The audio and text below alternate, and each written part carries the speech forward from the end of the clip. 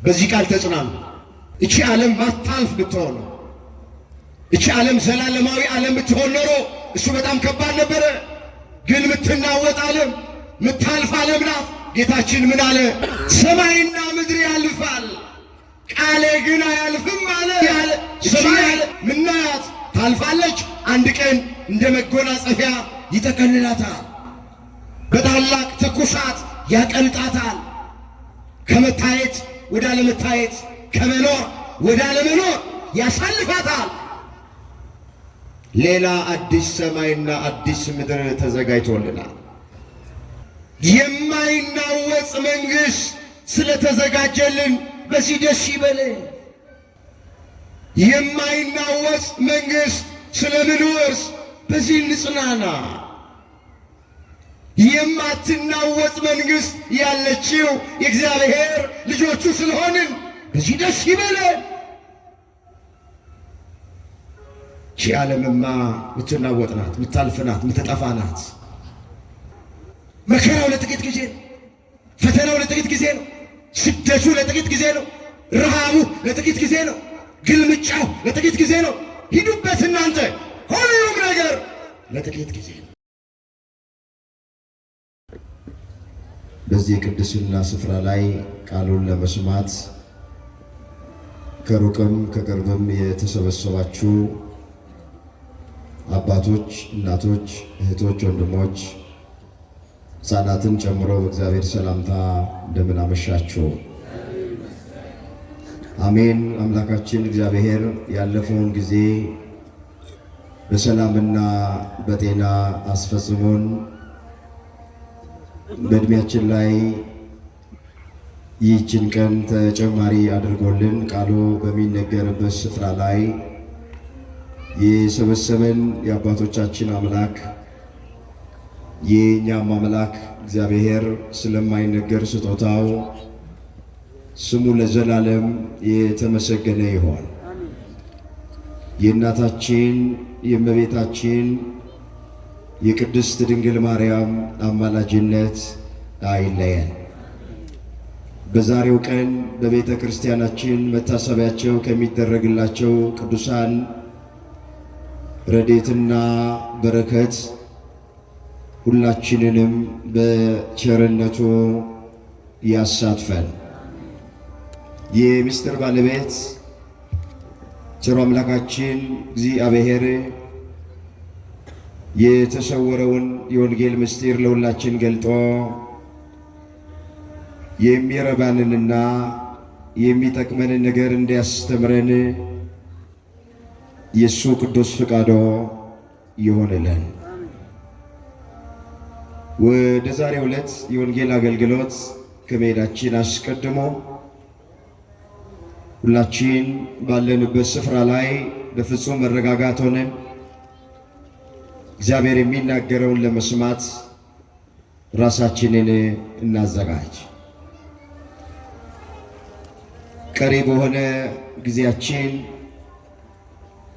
እኛ በጠበቅነው መንገድ ሳይሆን እሱ እንዳሰበ እንደፈቀደ ምንጽናናበትን ምናርፍበትን እንቆቅልሻችን የሚፈታበትን እንባችን የሚታበስበትን ቃል ሁላችንንም እግዚአብሔር እንዲያስተምረን የእሱ ቅዱስ ፈቃዶ ይሆነልን። በሚኖረን አጭር ሰዓት ለዛሬ ለርዕስነት የመረጥነው የእግዚአብሔር ቃል የማይናወጥ መንግሥት አለን የሚል ይሆናል። ይህንን በርዕስነት ያነሳነውን ኃይለ ቃል በመጽሐፍ ቅዱሳችን ላይ ተመዝግቦ የምናገኘው በዕብራውያን 12 ቁጥር 28 ላይ ነው። ርዕሳችን ይሄ። እስኪ ላስቸግራችሁ አንድ ጊዜ በርዕስነት ያነሳነውን ኃይለ ቃል ሁላችን በህብረት ለመናገር ራሳችንን እናዘጋጅ። የማይናወጥ መንግሥት በሉ እስኪ። አለን። ምንም አይል መንግሥት። እግዚአብሔር በዚህ ርዕስ ሁላችንን እንዲናገረን፣ እግዚአብሔር በዚህ ርዕስ ሁላችንን እንዲያስተምረን የእሱ መልካምና ቅዱስ ፈቃዶ ይሆንልን። ይህን ርዕስ የመረጥንበት ምክንያት ወቅቱን፣ ዘመኑን፣ ጊዜውን የዋጀ ትምህርት መማር እንድንችል በምናየውና በምንሰማው ነገር ተስፋ ቆርጠን ወደ ኋላ እንዳናፈገፍግ፣ ስር ሰደን በሃይማኖት መታነጽ እንድንችል በምትናወጽ ዓለም ላይ የምንኖር ሕዝቦች ሌላ የማትናወጥ መንግሥት እንዳለች እሷን አሻግረን ማየት እንድንችል በዚህ ርዕስ መማማር አስፈልጓል። ቆሞ ለመናገር ቁጭ ብለውም ለማድመጥ ጥበብ ከእግዚአብሔር ሲሰጥ ብቻ ነውና ለእኔ ለባሪያው ተናጋሪ የሆነ አንደበትን ለእናንተም ለሰሚዎቹ አስተዋይ የሆነ ልቡናን ቸሩ አምላካችን እግዚአብሔር ለሁላችንም በቸርነቱ ያድለ። የማይናወጥ መንግሥት አለን። ርዕሳችን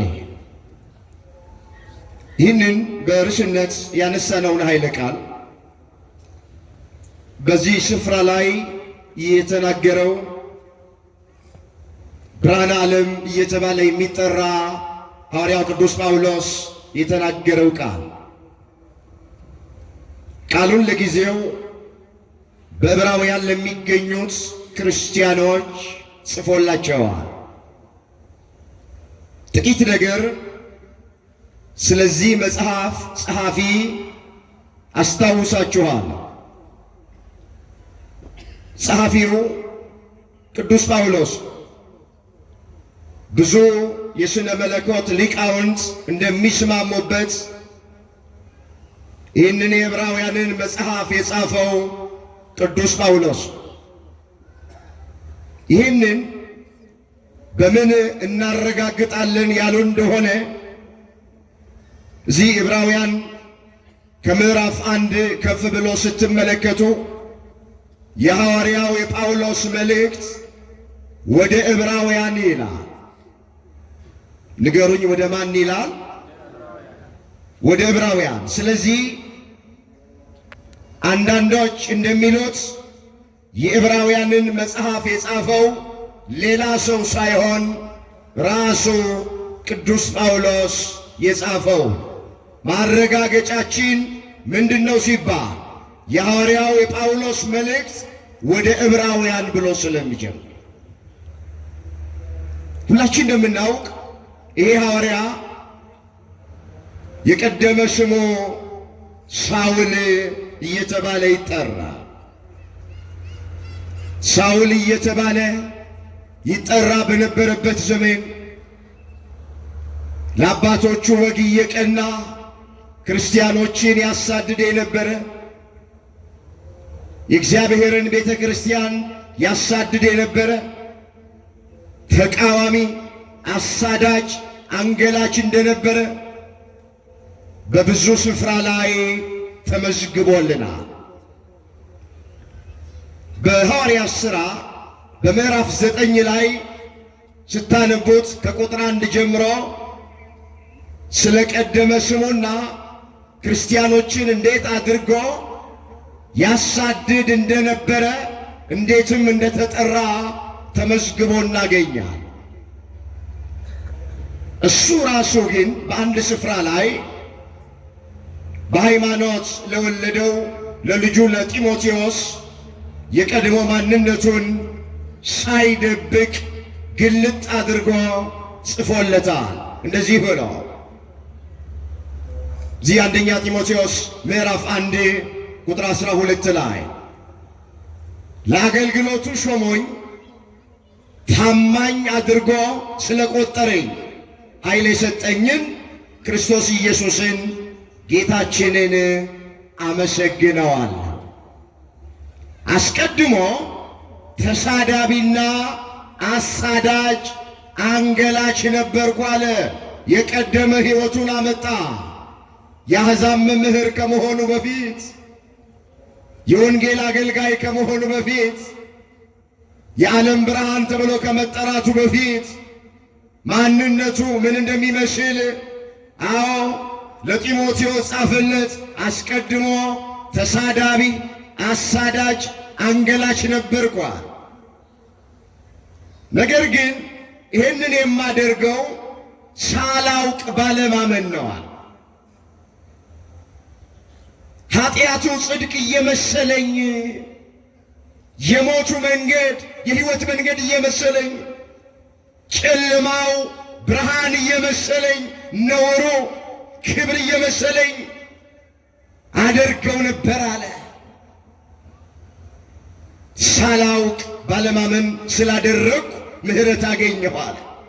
እግዚአብሔር ለሁላችን ምሕረት ያደርግልን። የጌታችን ጸጋ በክርስቶስ ኢየሱስ ካለው ከእምነትና ከፍቅር ጋር አብልጦ በዛ።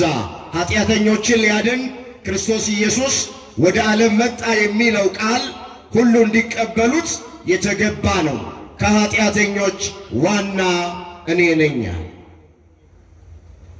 ከኃጢአተኞች ዋና የነበረ የእግዚአብሔርን ቤተ ክርስቲያን ያለ ልክ ያሳድደ ነበር። ተቃዋሚ፣ ተሳዳቢ፣ አንገላች የነበረ ሰው ደማስቆ በሚባል ስፍራ ላይ ክርስቲያኖች የሚገደሉበትን ደብዳቤ ይዞ ሲሄድ ከሰማይ ድምፅ መጣ። ሳውል ሳውል ስለምን ታሳድደኛለህ የሚል ድምፅ። ጌታ ሆይ እኔ ማሳድድህ አንተ ማነህ አለው። አንተ የምታሳድደኝ እኔ የናዝሬቱ ኢየሱስ ነኝ አለው። ምን እንዳደርግ ትወዳለህ አለው። የምታደርገውን ካህኑ ሐናንያ ያሳይሃል አለው። ወደ ካህኑ ወደ ሐናንያ ዘንድ መጣ። አመነ፣ ተጠመቀ። እንደ ቅርፊት ያለ ነገር ከዓይኑ ላይ ወደቀለት። ከዚህ በኋላ ሁሉን ትቶ ክርስቶስን መከተል ጀመረ። የቀድሞ አሳዳጅ አሁን ስለ ወንጌል የሚሰደድ ሆነ። 14 መልእክታትን ጻፈ። እስከ 3ኛው ሰማይ ተነጠቀ። አንድ ቋንቋ ይናገር የነበረ 71 ቋንቋ ተጨመረለት። 72 ቋንቋ መናገር ጀመረ። በቀሚሱ ጫፍ እውር ያበራ፣ ለምጽ ያነጻ፣ ሽባ ይረታ፣ ጎባጣ ያቀና፣ ድዊ ይፈውስ፣ ድንቃ ድንቅ ታምራቶች ያደርግ ጀመረ። እንዲህም አለ በሌላ ቦታ ላነቦ ፈልጋል። እዚህ ገላትያ ምዕራፍ 1 ቁጥር 11 ላይ ወንድሞቼ ሆይ አለ በእኔ የተሰበከ ወንጌል እንደ ሰው እንዳይደለ አስታውቃችኋለሁ አለ። ኢየሱስ ክርስቶስ ገልጦልኝ ነው እንጂ እኔ ከሰው አልተቀበልኩትም አልተማርኩትም። ይኸውላችሁ ሰው ቢገልጥ ሰው ቢያስተምር ብዙ የሚደበቅ ምስጢር አለ። ሰው ቢናገር ተስፋ ሊያስቆርጠን ይችላል። ሰው ቢናገር ወገኖቼ ደግሞ ሊነግረን ያስፈልገናል። እግዚአብሔር ካስተማረ፣ እግዚአብሔር ተናጋሪ ከሆነ፣ ከእግዚአብሔር የምንጠብቅ ከሆነ እንባችን ሊታበስ ይችላል። ጥያቄያችን ሊመለስ ይችላል። እንቆቅልሻችን ሊፈታ ይችላል። እንደ እግዚአብሔር ያለ አስተማሪ ማንም ስለሌለ መጽሐፍ እንደዚህ ይላል፣ ልጆችሽ ሁሉ ከእግዚአብሔር የተማሩ ይሆናሉ፣ የልጆችሽም ሰላም ብዙ ነው ተብሎ ተጽፏል። ዘኢሳይያስ 54 ቁጥር 13 ላይ የተመዘገበ ቃል። እስኪ ላስቸግራችሁ፣ አብራችሁ ይህም በሉ። ልጆችሽ ሁሉ በሉ እስኪ። እግዚአብሔር ቃል ድገሙት። ልጆችሽ ሁሉ ከእግዚአብሔር የተማሩ ይሆናሉ። የልጆችሽም ሰላም ብዙ ነው። እግዚአብሔር ብዙ ሰላም ለሁላችን ይስጠን። ልጆችሽ ሁሉ ከማን የተማሩ ይሆናሉ? ከእግዚአብሔር ተማሩ። የእግዚአብሔር ልጆች እንደ እግዚአብሔር ያለ አስተማሪ ማንም የለም። እዚህ ጋር ከሚቆመው ሰው ለመማር አትምጡ። እኛ ምክንያቶች ነን። አስተማሪ እግዚአብሔር። ቅዱስ ጳውሎስ እኮ ገማልያ ከሚባል ሰው እግር ስር ቁጭ ብሎ የተማረ ሰው ነው። ግን እሱን አልጠቀሰም፣ አላነሳም። ምን አለ? አዎ ወንድሞቼ ሆይ በእኔ የተገለጠ በእኔ የተሰበከ ወንጌል እንደ ሰው እንዳይደለ አስታውቃችኋለሁ። ኢየሱስ ክርስቶስ ገልጦልኝ እንጂ እኔ ከሰው አልተቀበልኩም አልተማርኩም።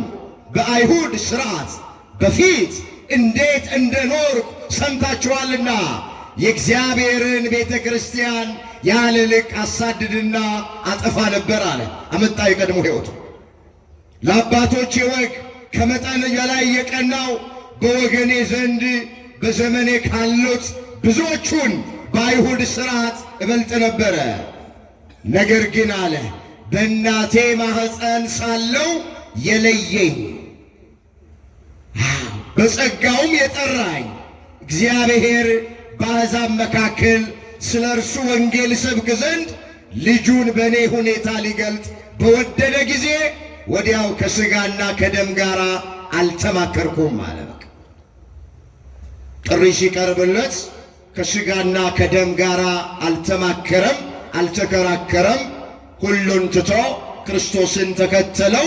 14 መልእክታትን ጻፈልን። እንግዲህ አሁን በርዕስነት ያነሳነው ቃል ሐዋርያው ቅዱስ ጳውሎስ በዕብራውያን ለሚገኙት ክርስቲያኖች የጻፈላቸው ቃል ምንድነው ያላቸው? የማይናወጽ መንግሥት አለን አላቸው።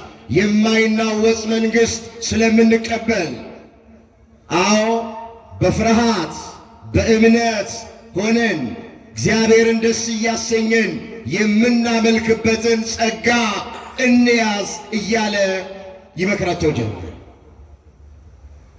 ይህንን ሲናገራቸው ቁጥር 1 ጀምሮ ስንመለከት አስቀድሞ ሐዋርያው እንዲህ ብሏቸዋል። መለስ ብዬ አየዋል። ዕብራውያን 12 ቁጥር 1 ጀምሮ እንግዲህ አለ እነዚህን የሚያህሉ ምስክሮች ምኖች እንግዲህ እነዚህን የሚያህሉ ምስክሮች እንደ ደመና በዙሪያችን ካሉልን እኛ ደግሞ ሸክምን ሁሉ ቶሎ የሚከበንን ኃጢአት አስወግደን የእምነታችን ራስና ፈጻሚው ኢየሱስ ክርስቶስን ተመልክተን በፊታችን ያለውን ሩጫ በትዕግሥት እንሩጥ። እርሱ ነውርን ንቆ በፊቱም ስላለው ደስታ በመስቀል ታግሶ በእግዚአብሔር ዙፋን ቀኝ ተቀምጧልና አለ። በነፍሳችሁ ዝላችሁ እንዳትደክሙ ከኃጢአተኞች በደረሰበት እንዲህ ባለ መቃወም የጸናውን አስቡ አለ። የጸናውን ምን በሉ? አስቡ። ከኃጢአት ጋር እየተጋደላችሁ ገና ደም እስከ ማፍሰስ አልደረሳችሁምና እንደ ልጆችም ከእናንተ ጋር አለ።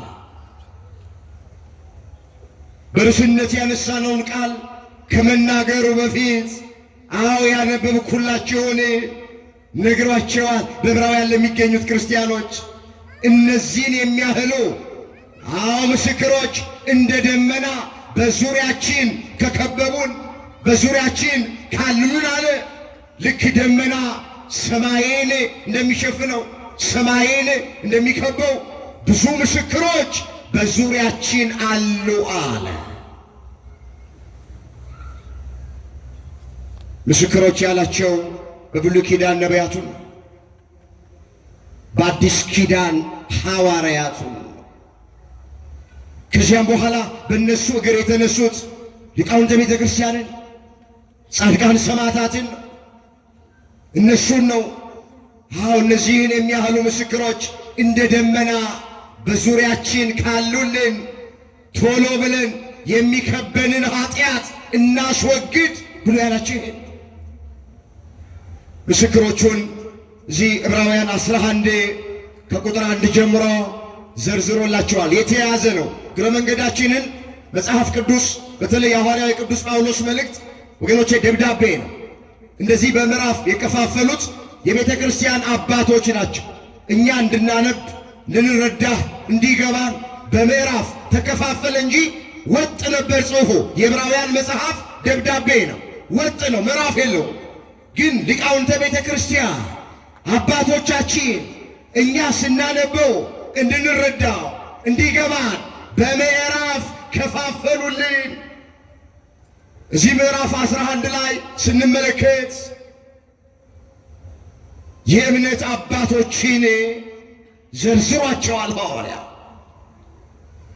ከአቤል ጀምሮ።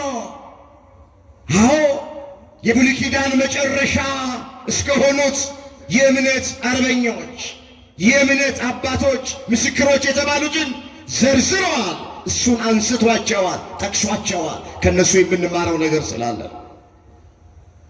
ናው ከአቤል የምንማረው ነገር አለ። አቤል እግዚአብሔር በባህሪው ንጹሕ ነውና ንጹሕ መሥዋዕት ይገባዋል ብሎ ተጨንቆ ተጠቦ ለእግዚአብሔር ንጹሕ መሥዋዕት ያቀረበ ነው አቤል። ሄኖክን አንስቷል። ሄኖክ አካሄዱን ከእግዚአብሔር ጋር ስላደረገ አልተገኘም፣ ተወሰደ። ሳይወሰድ በፊት እግዚአብሔርን ደስ አሰኝቷል ብሎ ከሄኖክ አካሄድን ከእግዚአብሔር ጋር ማድረግ አሁን እንማራለን። ቀጥሎ አብርሃምን አንስቶታል። የእምነት አባት አብርሃምን አንስቷል። ከአብርሃም የምንማረው ብዙ ነገር አለ። ምስክሮች የተባሉት እነዚህ ናቸው። አብርሃም ለእግዚአብሔር መታዘዝ፣ ከካራን ውጣ ከነዓን ግባ ሲባል እሺ ብሎ ከካራን ወጥቶ ከነዓን የገባ ነው። ዘመዶችህን፣ ቤተሰቦችህን፣ ሀገርህን ተው ሲባል ቤተሰቦቹን የተወ ሀገሩን የተወ ጣዖት ከሚመለክበት ሀገር ከካራን በእምነት ወዴት እንደሚሄድ ሳያውቅ የወጣ ነው። ከአብርሃም እምነት እንማራለን። ከአብርሃም ለእግዚአብሔር መታዘዝ እንማራለን። አንድም ልጅ ባልነበራቸው ጊዜ አብርሃምና ሳራ እስከ እርጅናቸው ድረስ እስከ 100 ዓመት ድረስ እግዚአብሔርን በትዕግሥት ጠብቀዋል። ከአብርሃም ትዕግሥት እንማራለን። እነዚህን የሚያህሉ ምስክሮች እንደ ደመና በዙሪያችን ካሉልን እኛ ደግሞ ቶሎ የሚከበንን ኃጢአት አስወግደን የእምነታችን ራስና ፈጻሚ የሆነውን ኢየሱስ ክርስቶስን ተመልክተን በፊታችን ያለውን ሩጫ በትዕግሥት እንሩጥ ይላቸዋል ሐዋርያው። ኋላ ነው የአባቶችን ታሪክ እየተረከ መጥቶ የጸናው ኢየሱስ ክርስቶስን አስቦት ያላቸው። አምላካችን እግዚአብሔር የጸኑትን እንድናስብ ሁላችንን በቸርነቱ ይርዳል። እዚህ ዕብራውያን 13 ቁጥር 7 ላይ የእግዚአብሔርን ቃል የተናገሯችሁን ዋኖቻችሁን አስቡ፣ የኑሯቸውን ፍሬ እየተመለከታችሁ በእምነታቸው ምሰሏቸው ነው። እስኪ ቃሉን አብረን እንበለው። የእግዚአብሔርን ቃል በሉ እስኪ የተናገሯችሁን ዋኖቻችሁን አስቡ፣ የኑሯቸውን ፍሬ እየተመለከታችሁ በእምነታቸው ምሰሏቸው።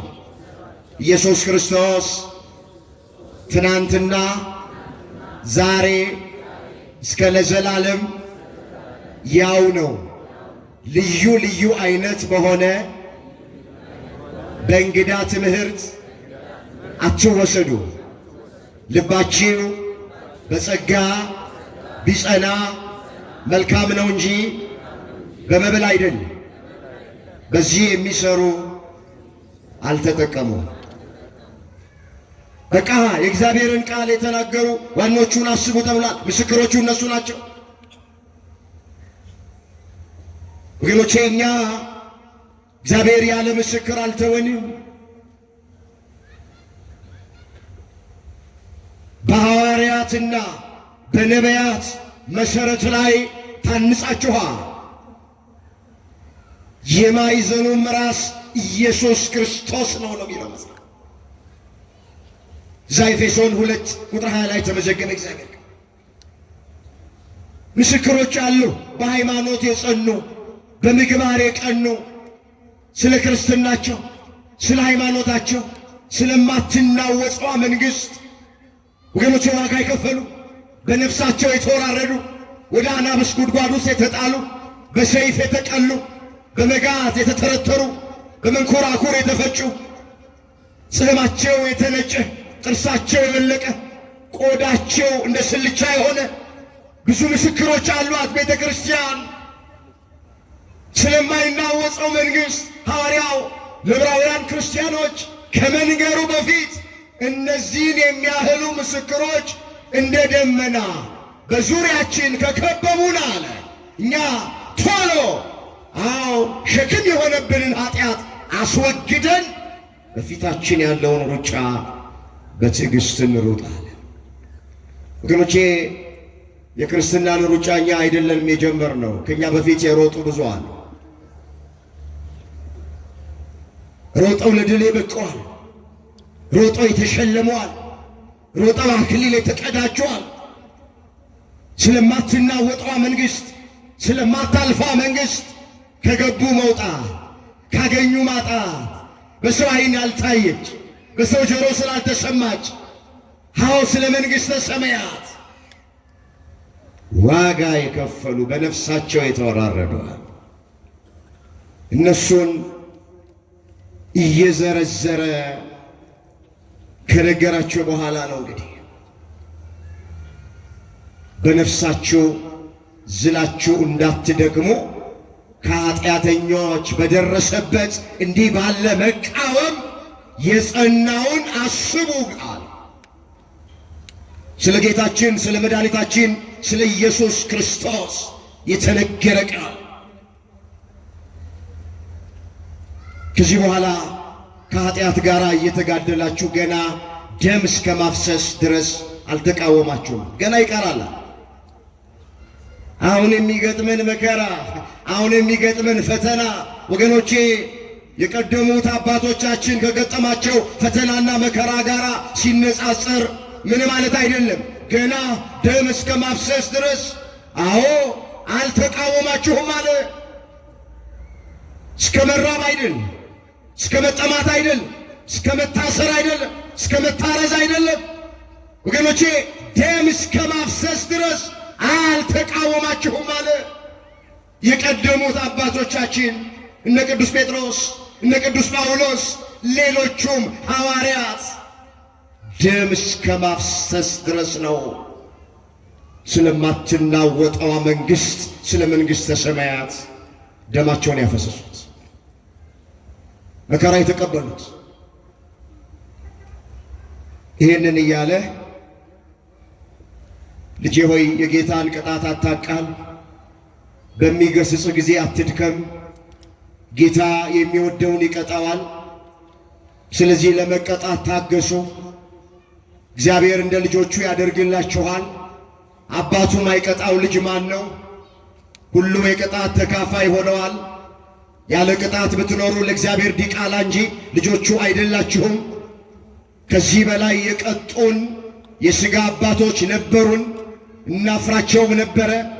እንዴትስ ይልቅ ለመናፍስት አባት አብልጠን ልንገዛና በሕይወት ልንኖር በተገባን። እነርሱ መልካም ሆኖ እንደታያቸው ለጥቂት ጊዜ ይቀጡን ነበረ። እርሱ ግን ከቅድስናው እንድንካፈል ለገዛ ጥቅማችን ይቀጣናል። ቅጣት ሁሉ ለጊዜው የሚያሳዝን እንጂ ደስ የሚያሰኝ አይመስልም።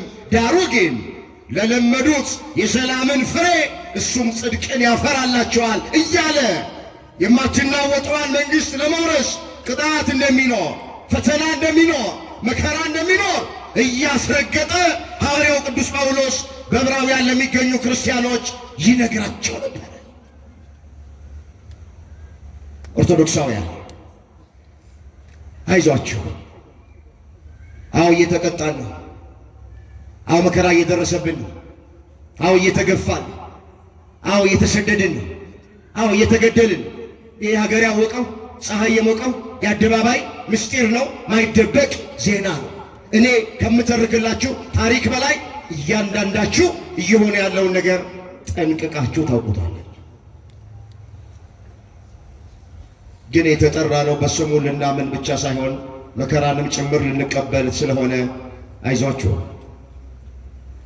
እግዚአብሔር የተዋችሁ እንዳይመስላችሁ። ይህ ድምፅ የሚሰማችሁ በሩቅም በቅርብም ያላችሁ ኦርቶዶክሳውያን ክርስቲያን ወገኖቼ አይዟችሁ።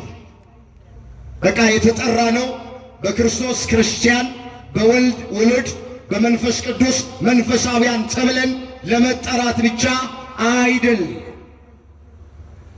መከራ እንደምንቀበል ፈተና እንደምንቀበል ማትናወጠዋን መንግሥት እስክንወርስ ድረስ ቅጣት እንዳለብን መጽሐፍ ነግሮናል። ለመቀጣት ታገሱ፣ እግዚአብሔር እንደ ልጆቹ ያደርግላችኋልና። አባቱ ማይቀጣው ልጅ ማን ነው አለ። አባት የወለደውን ልጅ ይቀጣዋል፣ ስለሚጠላው አይደለም፣ ስድ እንዳይሆንበት፣ በኋላ በልጁ አንገቱን እንዳይደፋ፣ በገዛ ልጁ እንዳያፍር አባት የወለደውን ልጅ ይቀጣዋል። እኛም እግዚአብሔር አባታችን፣ እኛ ደግሞ ልጆቹ ነን። ስለዚህ አባታችን እግዚአብሔር አቅማችን እንደፈቀደ መጠን ትከሻችን መሸከም እስከሚችለው መጠን ድረስ ይቀጣናል፣ ይቆነጥጠናል። ስንቀጣ እንድንታገስ መድኃኔዓለም ሁላችንን ይርዳ። አባቱ ማይቀጣው ልጅ ማን ነው? ሁሉ የቅጣት ተካፋይ ሆኗል። ያለ ቅጣት ብትኖሩ ለእግዚአብሔር ዲቃላ እንጂ ልጅ አይደላችሁም አላቸው። እስኪ ቃሉን ከኔ ቀጥላችሁ ተናገሩ። ያለ ቅጣት ብትኖሩ ለእግዚአብሔር ዲቃላ እንጂ ልጅ አይደላችሁ። ማይቀጣው ማን ነው? ዲቃላ ነው። ያለ ቅጣት ብትኖሩ ለእግዚአብሔር ዲቃላ እንጂ ልጅ አይደላችሁ። ተዘልለው የሚኖሩ ሰዎች አሉ። ምንም ነገር ስለ ክርስትናቸው ማይገጥማቸው ሰዎች አሉ። እነሱ እኮ ናቸው እኛ ጋር ኢየሱስ ስላለ እኛ ቤት ሰላም ነው፣ ኦርቶዶክስ ጋር ኢየሱስ ስለሌለ ፈተና አለ፣ መከራ አለ እያሉ ከመጽሐፍ ቅዱስ ሐሳብ ውጭ የሆነ ቃል የሚናገሩት። የክርስቶስ የሆኑትማ ይሰደዳሉ። የክርስቶስ የሆኑትማ ፈተና አለ። እቺ ዓለምማ የመከራ ዓለም ናት። በዚች ዓለም በድሎት በቅንጦት በምቾት ትኖራላችሁ ተብሎ አልተጻፈም። ምንድን ነው የሚለው መጽሐፍ? በዓለም ሳላችሁ ምን አለባችሁ? የዮሐንስ ወንጌል ምዕራፍ 16 ቁጥር 33 ላይ በዓለም ሳላችሁ መከራ አለባችሁ፣ እኔ ዓለምን አሸንፌዋለሁና አይዟችሁ ነው የሚለው። ስለዚህ ስለ በዙሪያችን ስላሉ ምስክሮች ተረከና አሁን እነሱ ያሳልፉበትን ፈተና ለዕብራውያን ክርስቲያኖች ነገራቸውና ለመቀጣት እንዲታገሱ። አዎ ይህንንም ተረከና ሰዓቴን ለመጠቀም ወደ ርዕሴ ጋር ልምጣ። የማይናወጥ መንግሥት ስለምንቀበል በማክበርና በፍርሃት እግዚአብሔርን ደስ እያሰኘን የምናመልክበትን ጸጋ እንያዝ። አምላካችን በእውነት የሚያጠፋ እሳት ነው አለች። ይህች ምድር ትናወጣለች። ይህች ምድር ፈተና መከራ አለባት። አሁን ያለነው በምትናወጥ ምድራዊ መንግሥት ላይ ግን ኦርቶዶክሳውያን ባካችሁ አሻግራችሁ ማትናወጠውን መንግሥት አስቧት። በዚህ ቃል ተጽናኑ። በዚህ ቃል ካልተጽናናን በምን ቃል መጽናናት እንችላለን? እቺ ዓለም ማታልፍ ብትሆን፣ እቺ ዓለም ዘላለማዊ ዓለም ብትሆን ኖሮ እሱ በጣም ከባድ ነበረ። ግን ምትናወጥ ዓለም፣ ምታልፍ ዓለም ናት። ጌታችን ምን አለ? ሰማይና ምድር ያልፋል፣ ቃሌ ግን ምን አይልም? ሰማይና ምድር ያልፋል፣ ቃሌ ግን አያልፍም አለ። እቺ ያለ ሰማይ ምናያት ታልፋለች፣ አንድ ቀን እንደ መጎናጸፊያ ይጠቀልላታል፣ በታላቅ ትኩሳት ያቀልጣታል። ከመታየት ወደ አለመታየት፣ ከመኖር ወደ አለመኖር ያሳልፋታል። ሌላ አዲስ ሰማይና አዲስ ምድር ተዘጋጅቶልናል። እግዚአብሔር ለዛ ክብር ሁላችንን ያብቃል። እንዲህ ይላል እዚህ ራዕየ ዮሐንስ ምዕራፍ 21 ቁጥር 5 ላይ በዙፋን የተቀመጠው እነሆ ሁሉን አዲስ አደርጋለሁ ይላል። ለኔም እነዚህ ቃሎች የታመኑና እውነተኛ ናቸው ጻፍ አለኝ። አልፋና ኦሜጋ መጀመሪያና መጨረሻ እኔ ነኝ። ለተጠማ ከሕይወቱ ውሃ ምንጭ እንዲያው እኔ እሰጠዋለሁ። አዲስ ሰማይና አዲስ ምድር እንደ ቃሉ ተስፋ እናደርጋለን። ክርስቲያኖች የማይናወጽ መንግሥት ስለተዘጋጀልን በዚህ ደስ ይበለን። የማይናወጽ መንግሥት ስለምንወርስ በዚህ እንጽናና። የማትናወጽ መንግሥት ያለችው የእግዚአብሔር ልጆቹ ስለሆንን በዚህ ደስ ይበለን። ይህች ዓለምማ ምትናወጥ ናት፣ ምታልፍ ናት፣ ምትጠፋ ናት። ስንት መንግሥት አለፈ፣ ምድራዊ መንግሥት። በዓለማችን ላይ ታላላቅ የሚባሉ አስፈሪ የሚባሉ መንግሥታት አልፈዋል። የሮም መንግሥት በጣም አስፈሪ፣ የግሪክ፣ የእስራኤል ታላላቅ መንግሥታቶች ስም አጠራራቸው ጠፍቷል፣ አልፈዋል። በሀገራችን በኢትዮጵያ እንኳን የኢትዮጵያን ታሪክ ስናነብ ስንት መንግሥታት አለፉ። የጃንሆይ መንግሥት አለፈ። የደርግ የሚባለው መንግሥት አለፈ። አስፈሪ የነበረው አይደለም ለሀገሩ ለአፍሪካ ሁሉ ይበቃል የተባለ የጦር ኃይል የነበረው የደርግ መንግሥት አለፈ። ባለፈው ደግሞ የኢህአዴግ መንግሥት አለፈ። ብዙ መንግሥታት ተናውጸዋል። ብዙ መንግሥታት አልፈዋል፣ ላይመለሱ ሄደዋል። በምድር ያለ መንግሥት ያልፋል፣ ይናወጻል። እኛ ግን ማትናወጽ መንግሥት አለ። ማትናወጽ መንግሥት ይወርሳል። መከራው ለጥቂት ጊዜ ነው። ፈተናው ለጥቂት ጊዜ ነው። ስደቱ ለጥቂት ጊዜ ነው። ረሃቡ ለጥቂት ጊዜ ነው። ግልምጫው ለጥቂት ጊዜ ነው። ሂዱበት እናንተ፣ ሁሉም ነገር ለጥቂት ጊዜ ነው።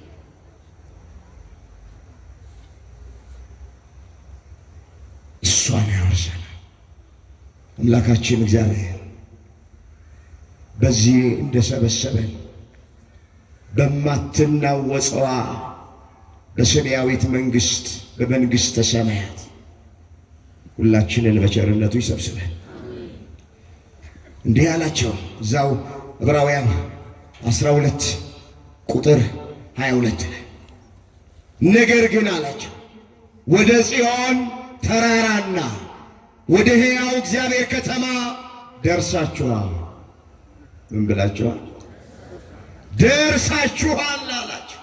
ወደ ሰማያዊቱ ኢየሩሳሌም በደስታም ወደ ተሰበሰቡ ወደ አእላፋት መላእክት በሰማያት ወደ ተጻፉ ወደ በኩራት ማኅበር የሁሉ ዳኛ ወደሚሆን ወደ እግዚአብሔር ፍጹማን ወደ ሆኑት ወደ ጻድቃን መንፈሶች ደርሳችኋል።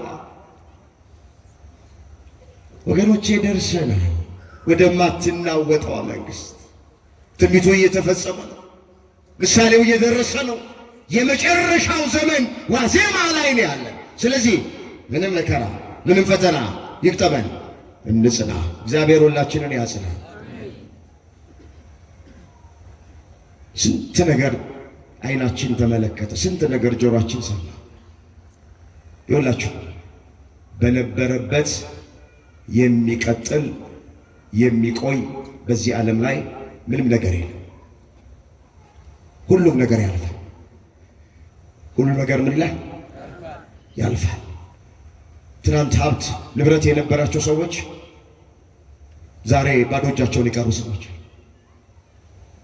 ትናንት ዝነኛና ስመጥር የነበሩ ሰዎች፣ ሰው ይሰግድላቸው ይንበረከክላቸው የነበሩ ሰዎች ዛሬ ያለ ክብራቸው ቀርቷል። ትናንትና ውበት የነበራቸው ሰዎች ውበታቸው ረግፏል። ቋሚ የሆነ ነገር በዚች ዓለም ላይ በዚች ምድር ላይ የለም እያልኳቸው እዚህ ይላችኋል። ባለፈው ሰሞን በሶሻል ሚዲያ ላይ አንድ ነገር ሰምቻለሁ። እዚህ ቦሌ አካባቢ የምትኖር አንድ ሴት